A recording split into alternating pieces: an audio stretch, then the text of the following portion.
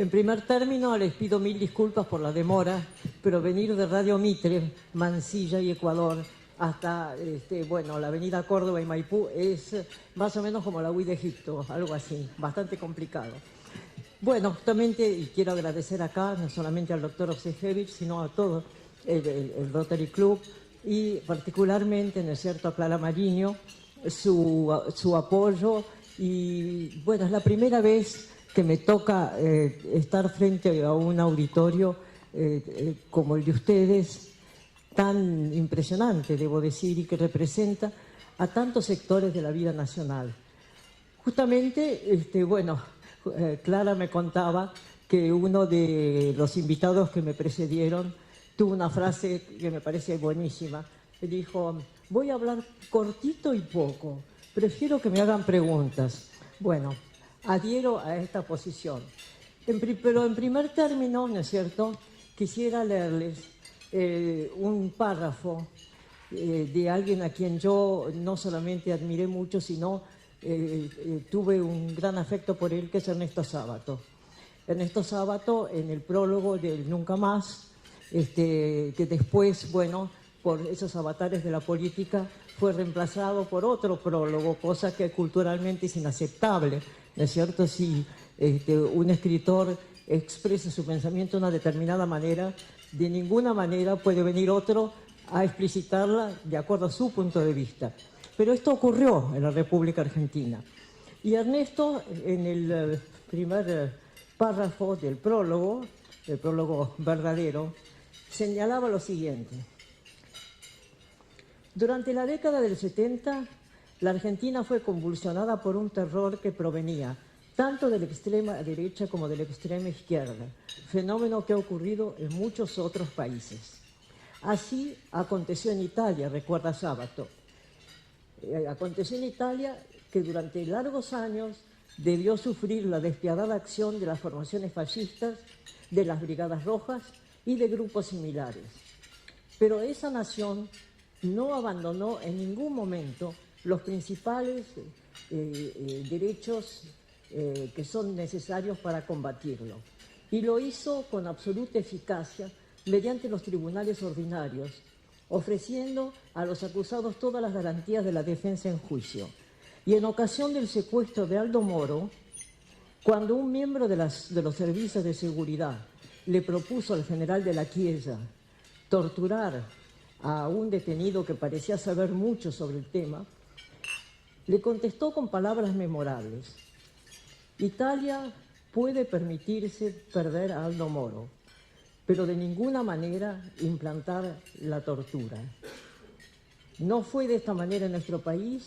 A los delitos de los terroristas, las Fuerzas Armadas respondieron con un terrorismo infinitamente peor por el combatido, porque desde el 24 de marzo del 76 contaron con el poderío y la impunidad del Estado absoluto, secuestrando, torturando y asesinando a miles de seres humanos. De modo que, como señala Sábato, ¿no es cierto?, torturar a un detenido de ninguna manera es aceptable. Y justamente este pensamiento que traigo a colación nos habla de las dificultades, las advertencias frente a la violencia que muchas veces aparecen entre nosotros. Incluso, por ejemplo, hace un momento en Radio Mitre estábamos hablando con el ministro de Educación y de la enorme importancia que tiene para un joven no solamente el ser instruido, sino el aprender, ¿no es cierto?, cuáles son las reglas para que un país sea realmente un país que pueda subsistir con dignidad. Justamente hay figuras inolvidables de los últimos años y de muchos años anteriores también. En los últimos años, y vuelvo a insistir, voy a hablar corto, prefiero que ustedes hagan preguntas, y Clara tiene, me parece, unas cuantas en la mano. Hay figuras inolvidables. El propio Ernesto Sábato, por ejemplo, la hermana Peloni. ¿Ustedes se acuerdan de la hermana Peloni? Esa religiosa, esa monja que en Catamarca fue la única que denunció, ¿no es cierto?, un asesinato de una chiquita y que se enfrentó con los peores avatares de la violencia y que encabezaba las marchas, ¿no es cierto?, por el aclaramiento de esa muerte, ¿no es cierto? Bueno, la hermana Peloni, Ernesto Sábato, que yo mencionaba recién, Monseñor de Nevares. Monseñor de Nevares, obispo de Neuquén, fue un hombre de la Iglesia, absolutamente. Fue un hombre que, sin malaracas, defendió la democracia, que en aquel momento, en el peor momento de su obispado, fue inexistente. Tan es así que cuando vino Wojtyła, cuando vino el Papa, la primera y única provincia que visitó fue la de Neuquén, para entrevistarse justamente con su obispo, como Monseñor de Nevares. Así que, bueno, quería, digamos, tocar algunos de estos temas y, sobre todo, como periodista, me parece apasionante escuchar las preguntas de ustedes, que me parece que Clara tiene unas cuantas. A ver.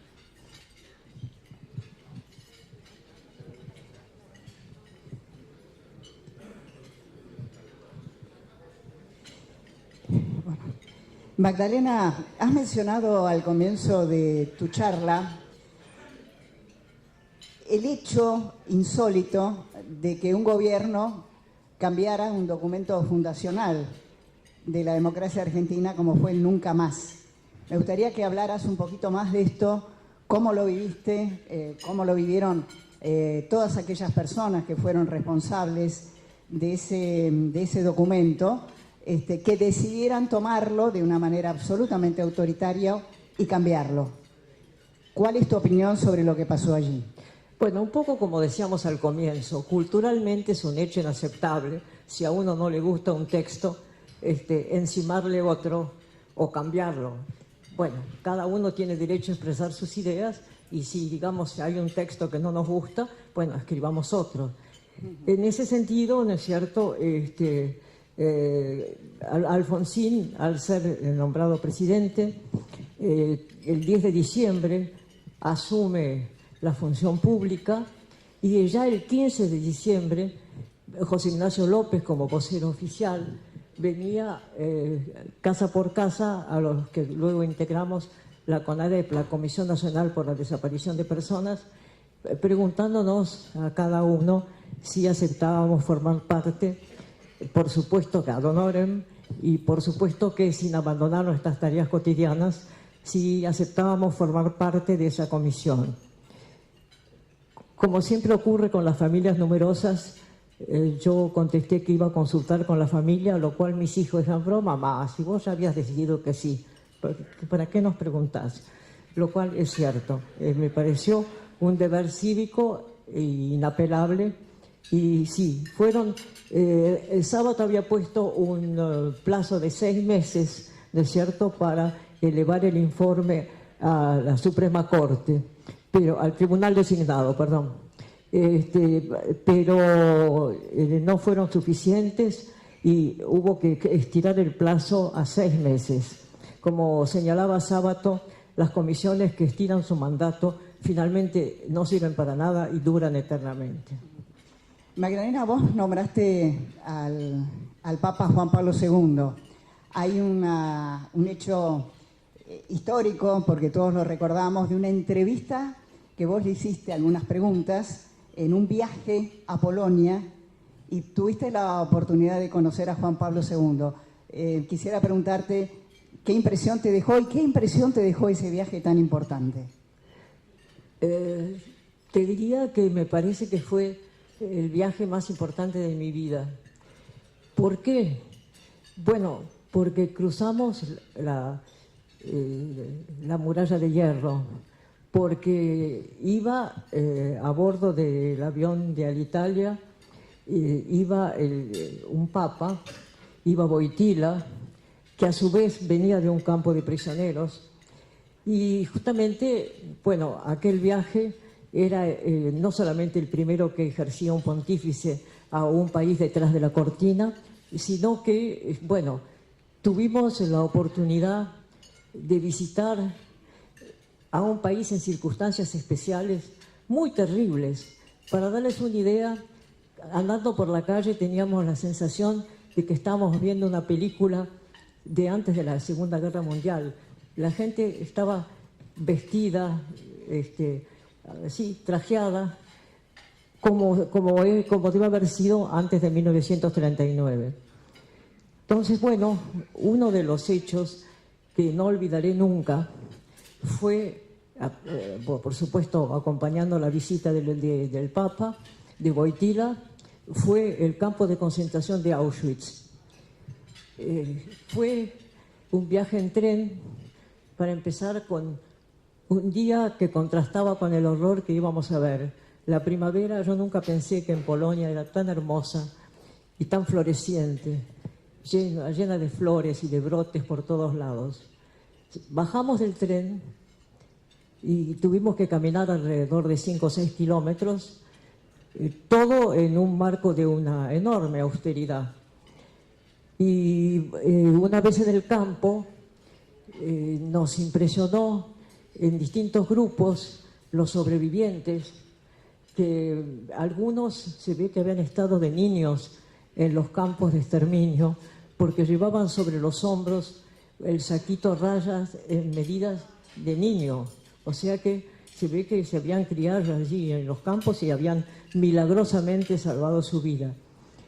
Cada campo tenía sus sobrevivientes y se dijo una misa encabezada por Wojtyła, acompañado por una enormidad de obispos, sobre un altar edificado sobre una madera absolutamente rústica, cuyo solo adorno era una corona de espinas, cosa que evidentemente estaba absolutamente de acuerdo con lo que íbamos a ver y que no íbamos a olvidar nunca. Como por ejemplo aquella ironía espantosa y nefasta, ¿no es cierto?, el trabajo os hará libre, que aparecía en una inscripción enorme en la puerta del campo de exterminio, ¿no es cierto? El trabajo, ¿qué trabajo? El trabajo de subsistir y de morir en medio de las más atroces condiciones. En el avión logré acercarme a Juan Pablo II, le agradecí su intervención cuando él vino durante la Guerra de Malvinas. ¿Se acuerdan que estuvo 48 horas acá en Buenos Aires?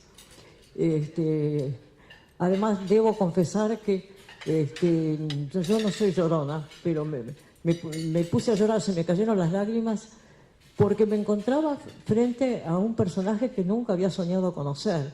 Es decir, no por ser, yo no soy una persona religiosa, pero era jefe de la Iglesia Católica, a la cual, bueno, por bautismo yo pertenezco, y por otra parte era un hombre que había sufrido, como decíamos recién, en carne propia, los horrores del campo de prisioneros a donde había estado. Entonces realmente, como Clara me pregunta, sí, el viaje a Polonia yo creo que fue uno de los hechos que marcó mi vida y incluso me hizo vislumbrar la penumbra y la oscuridad y la tiniebla que puede existir dentro del alma humana. Que lugares como ese existan o hayan existido sobre la tierra significa realmente que la oscuridad tenebrosa del mal siempre está presente. Magdalena,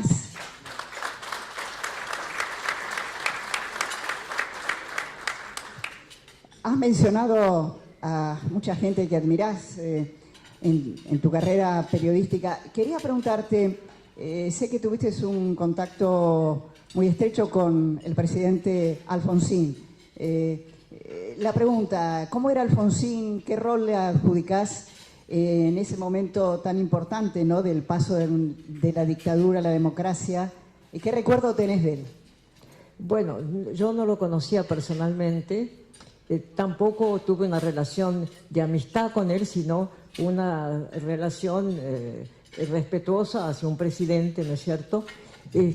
Pero el hecho de que él quisiera inmediatamente que hubiera un tribunal para juzgar lo que había ocurrido en la República Argentina me hizo mirarlo realmente con admiración. Fíjense que indudablemente no, El fiscal de Roma, el doctor Falcone, cuando fuimos a declarar por los desaparecidos de origen italiano con la señora de Carlotto, de Abuelas de Plaza de Mayo, que después, bueno, cambió mucho su actitud, pero bueno, en aquel momento trabajamos mucho juntos. Justamente el presidente del tribunal italiano nos dijo: ustedes quizás no se dan cuenta de lo que significa ese tribunal que está funcionando en la ciudad de Buenos Aires, porque Nuremberg fue el resultado de la Segunda Guerra Mundial. Los triunfadores fueron quienes elaboraron quienes debían ejercer la justicia allí. Después, bueno, Kosovo, La Haya son internacionales, pero el único tribunal que está formado por digamos, autóctonos es el de ustedes, formado por argentinos en Argentina, ¿no es cierto?, y con la participación de todo el pueblo argentino, que fíjense qué impresionante, era tal todavía las presiones que existían que lo único que se podía mostrar por televisión eran las imágenes sin sonido. Las declaraciones de los testigos fueron mucho después. Hicimos, junto con Walter Buber y Silvia Di Florio, hicimos un documental que fue por Canal 13, con ya el relato de los testigos. Pero en aquel momento, en los noticieros, digamos, se veían solamente las imágenes. Era un país en una situación realmente, yo diría, temblorosa, ya en democracia, pero aún con las heridas abiertas.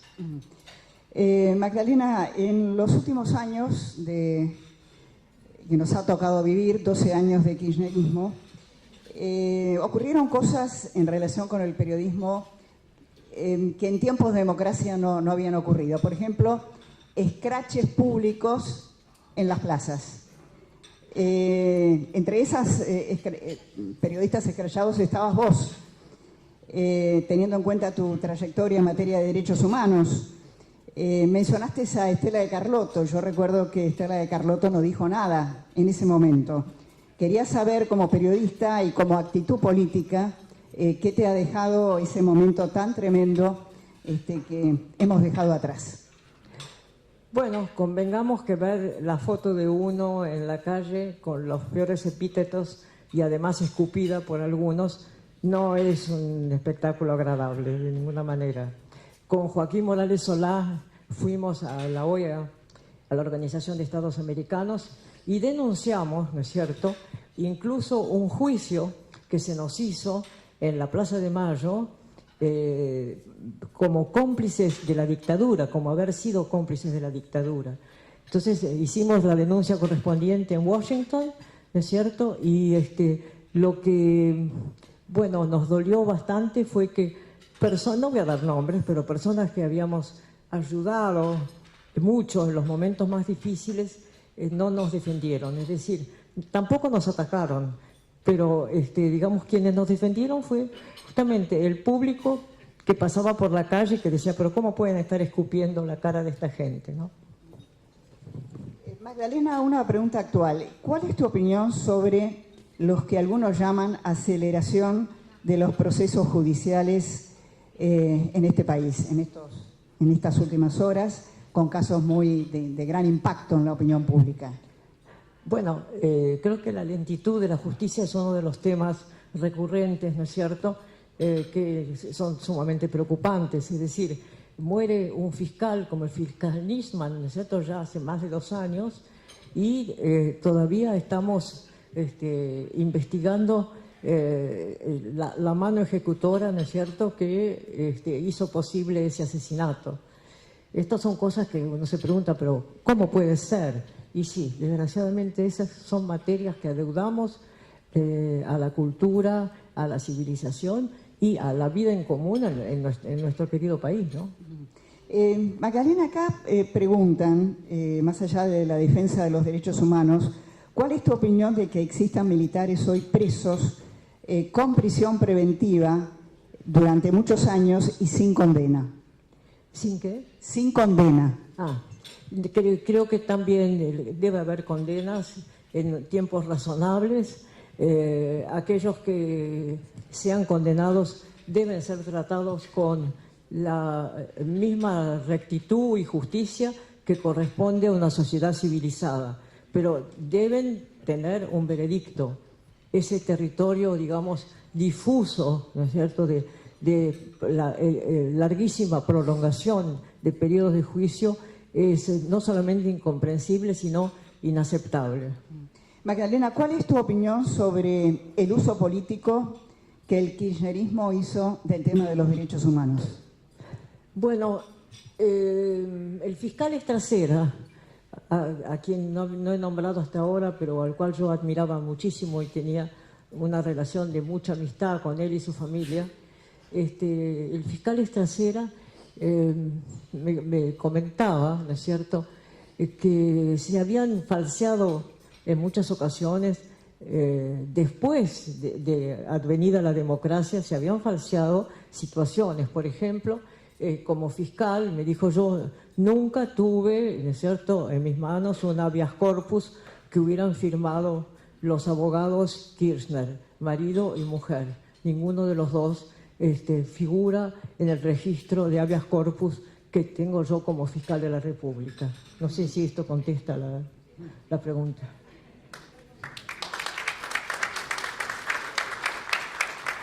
Magdalena, hay muchos reportajes, de hecho, venís de una entrevista con el ministro de Educación, tu preocupación sobre el nivel de la educación en la Argentina. Quisiera una reflexión tuya. ¿Qué nos ha pasado? ¿Por qué hemos retrocedido? ¿Qué rol le das a la educación en el proceso de desarrollo del país? Bueno, y obviamente es un rol importantísimo e insustituible, ¿no es cierto? Lo hablábamos con Jaime Echeverri muchas veces, y bueno, lo hablábamos esta mañana con el ministro de Educación. Las pruebas han sido interesantes, ¿no es cierto? Y sobre todo el hecho de que los chicos comiencen a leer, ¿no es cierto? Y que de esa lectura puedan hacer algún resumen, puedan, mejor dicho, organizar su pensamiento como para poder hablar sobre aquello que han leído. Creo que además, y espero que sea así, se le adjudique a la educación un amplísimo presupuesto cuando pensamos que, sobre todo en el interior del país, hay tantos maestros que viven en situaciones paupérrimas en las escuelas, donde los chicos, por ejemplo, en Formosa, y lo digo porque en mi programa de cable nosotros recibimos, por eso se llama Magdalena y el País, recibimos material de todas las provincias, y hay chicos que, por ejemplo, en Formosa caminan 5 o 6 kilómetros para ir hasta la escuela. Esto no es aceptable, y con un director admirable que en su fitito, ¿no es cierto?, hacía subir los chicos que cabían. Pero estos son temas que parecen, ¿no es cierto?, quizás, bueno, muy rudimentarios, pero un chico que tiene que tener ese esfuerzo físico para llegar hasta una escuela, o un maestro que tiene que dar de sus horas libres también un esfuerzo físico tan grande, o quedarse a dormir a kilómetros de su casa, digamos, son cosas que requieren una urgente modificación. Absolutamente. Magdalena, corregime si estoy equivocada. Vos tuviste un encuentro con Bergoglio cuando Bergoglio era cardenal, ¿es así? No, sí. Un encuentro sorpresa, no sé cómo definirlo, pero... Bueno, era en el coloquio de ideas de Mar del Plata, cuando el actual Papa Francisco era cardenal, y me acuerdo que estábamos, llovía a cántaros, y estábamos junto con Natalio Botana y su mujer, que son muy amigos míos, y decíamos, bueno, ¿qué podemos hacer? Y Monseñor Casareto, el obispo de San Isidro, que estaba ahí, nos dijo, ¿por qué no van a la CGT? Que hoy está Moyano y está el cardenal Bergoglio. Y entonces nos pareció una excelente idea. Hicimos, fuimos allí, había muchísima gente, hicimos preguntas, y bueno, con esa obsesión que tenemos los periodistas de hablar mano a mano con las personas, yo le dije, cardenal, yo soy periodista, Y me dice, sí, la conozco. No sé si eso era favorable o desfavorable. Pero le dije, me gustaría mucho cuando usted disponga hacerle un largo reportaje. Y entonces me contestó, no ha llegado el momento. Y creo que por ahora, en estas circunstancias, no va a llegar nunca. Así que es una expresión de deseo lo que les estoy diciendo. Magdalena, acá hay una pregunta, ¿cómo has seguido, cómo has vivido todo lo que ha ocurrido alrededor del caso Maldonado?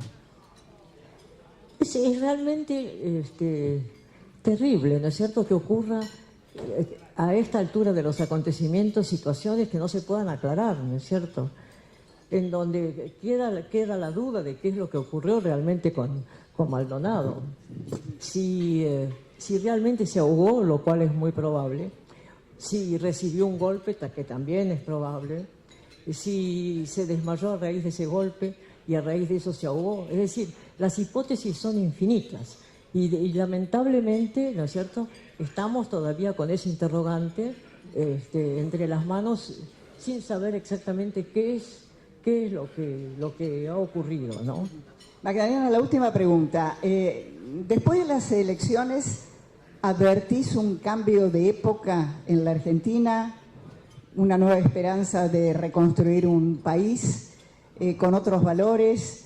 Después de tantos años de transitar tantas idas y venidas, tantas crisis, ¿cómo te situás hoy vos, con toda tu experiencia, frente a las últimas elecciones?